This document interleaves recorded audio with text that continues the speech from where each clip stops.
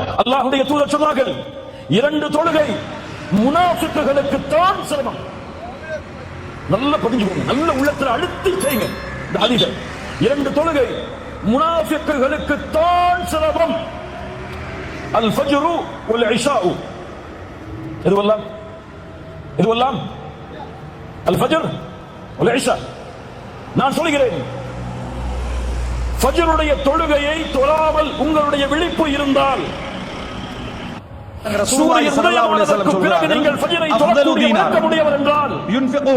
ஒரு மனிதன் செலவழிக்கக்கூடிய பணத்திலே தீனார்களையும் மிக சிறந்தது 3 என்ற சொல்ல பட்டியல் போடுறாங்க.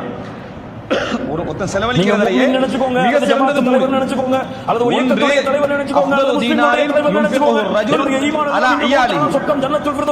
அவர் வந்து என்ன தீனாரும் யுன்ஃபிகு அலா இயாலி.